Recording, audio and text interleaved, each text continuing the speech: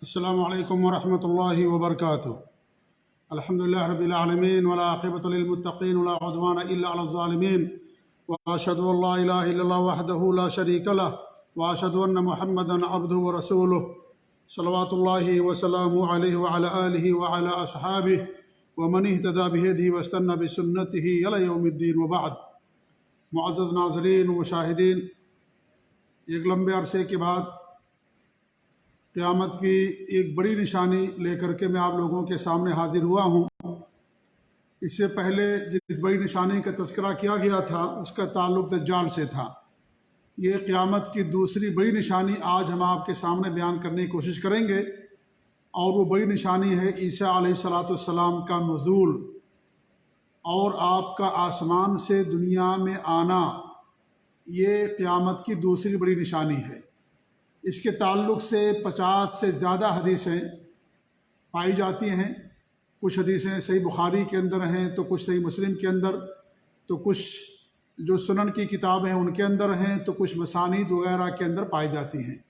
50 سے زائد احادیث کے اندر عیسیٰ علیہ السلام کے دنیا میں آنے کا تذکرہ موجود ہے۔ جہاں تک قرآن کی بات ہے تو قرآن میں اس کی طرف اشارہ کیا گیا ہے، اگرچہ صراحت کے ساتھ اس کا ذکر نہیں ہے اور نہ ہی ان کے نام کے ساتھ اس کا ذکر موجود ہے، البتہ اشاروں میں اللہ رب العالمین نے بات بیان کی ہے، اور مفسرین نے اس آیت کی تفسیر میں ہی بیان کیا ہے کہ اس سے مراد حضرت عیسیٰ علیہ السلام کا دوبارہ دنیا کے اندر آنا ہے۔ ہمارے نبی صلی اللہ علیہ وسلم اور عیسیٰ علیہ السلام کے درمیان کوئی نبی نہیں تھا۔ عیسیٰ علیہ السلام کے بعد ہمارے نبی صلی اللہ علیہ وسلم دنیا کے اندر آئے، اور ہمارے نبی صلی اللہ علیہ وسلم کی وفات کے بعد دنیا کے اندر دوبارہ جو نبی آئیں گے وہ حضرت عیسیٰ علیہ السلام ہوں گے، لیکن وہ نبی بن کر کے نہیں، بلکہ آپ صلی اللہ علیہ وسلم کی شریعت کے پابند ہوں گے، اور آپ صلی اللہ علیہ وسلم کی دین کے مطابق دنیا کے اندر فیصلے کریں گے۔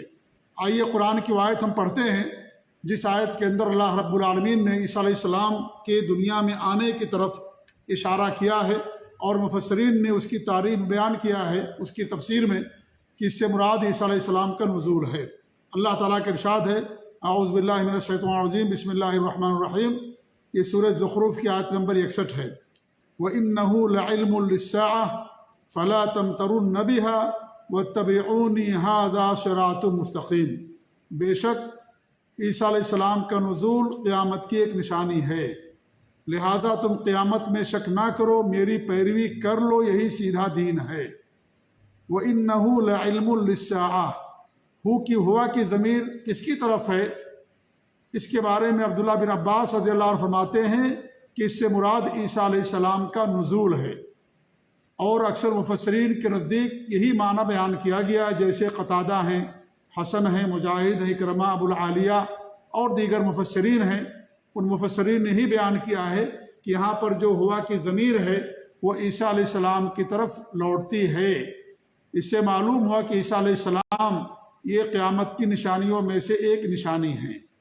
کیسے نشانی ہیں؟ ان کا دنیا کے اندر آنا، اور اس کی ایک اور قرات ہے، وَإِنَّهُ لَعِلْمٌ لِلسَّاعَةِ، علم کے بجائے علم ہے۔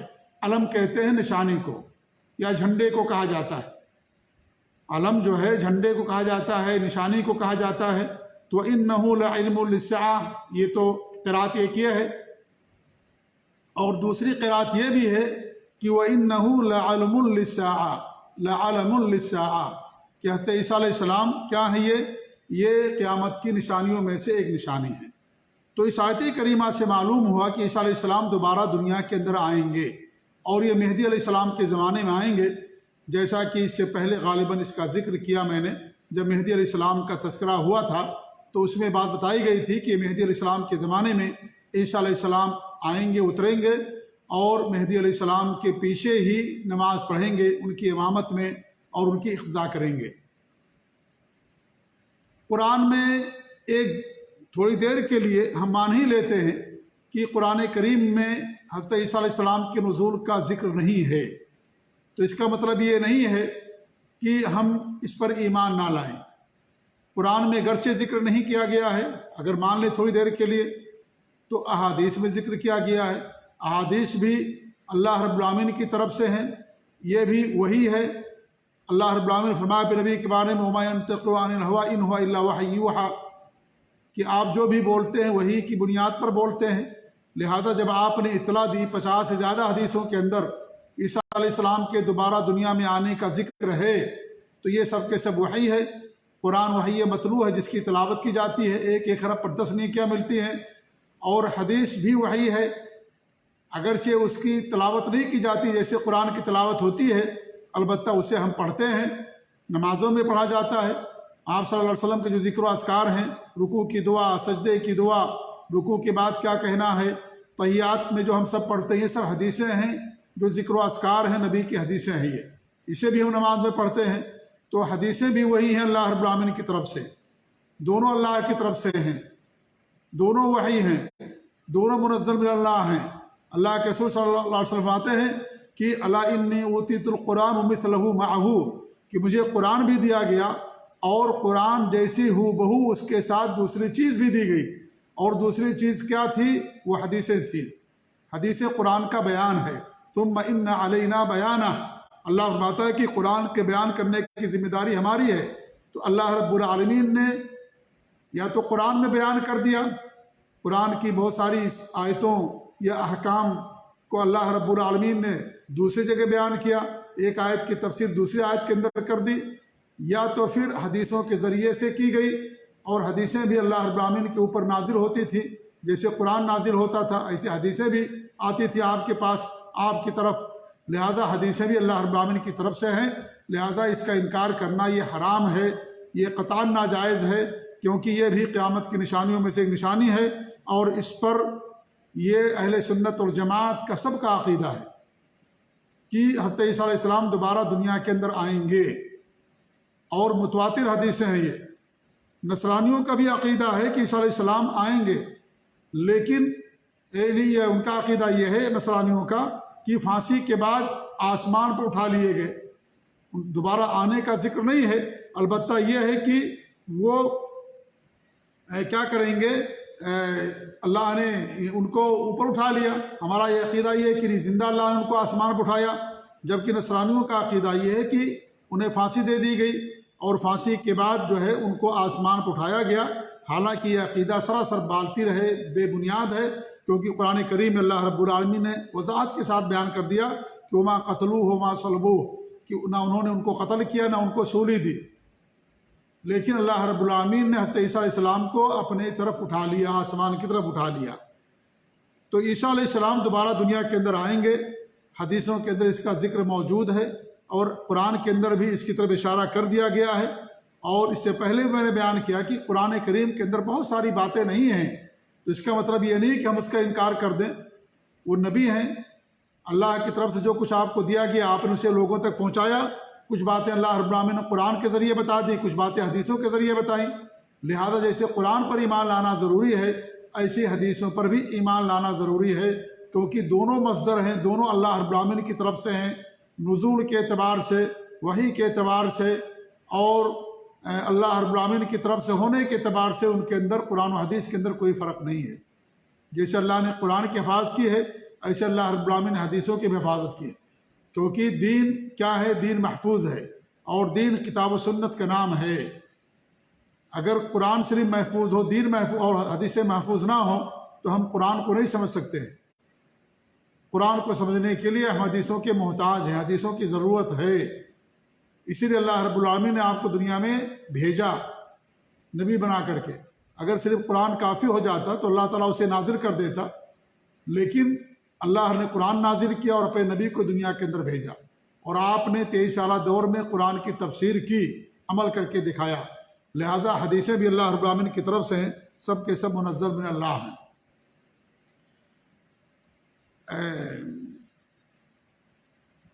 ईसा अलैहिस्सलाम जब दोबारा दुनिया के अंदर आएंगे तो वो जिज़िया नहीं कबूल करेंगे। जिज़िया का मतलब ये होता है कि जो मुसलमानों के मुल्क में रहते हैं अहले किताब या कुफार और मुशरिकीन, उनसे उनकी जान और माल की हिफाजत में उनसे जिज़िया लिया जाता है, उनसे पैसे लिए जाते हैं और उसके बदले उनके जान और माल की हिफाजत की जाती है। تو جب عیسیٰ علیہ السلام آئیں گے تو جزیہ کو ختم کر دیں گے، وہ جزیہ قبول نہیں کریں گے، جس کی وجہ سے سارے اہل کتاب آپ پر ایمان لے آئیں گے۔ اللہ فرماتا وَإِن مِّنْ أَهْلِ الْكِتَابِ إِلَّا لِيُؤْمِنَنَّ بِهِ قَبْلَ مَوْتِهِ وَيَوْمَ الْقِيَامَةِ يَكُونُ عَلَيْهِمْ شَهِيدًا۔ یہ سورہ النساء کی آیت نمبر 159 ہے، جس میں اللہ فرماتے ہیں جتنے بھی اہل کتاب ہیں وہ سب کے سب حضرت عیسیٰ علیہ السلام کی موت سے پہلے ایمان لے آئیں گے، اور قیامت کے دن حضرت عیسیٰ علیہ السلام ان کے گواہ ہوں گے۔ اس میں دیکھیے حضرت عیسیٰ علیہ السلام کی موت کا ذکر ہے، اور ابھی ان کی موت نہیں ہوئی ہے، اور اللہ فرما رہا ہے کہ وہ سب کے سب ایمان لے آئیں گے۔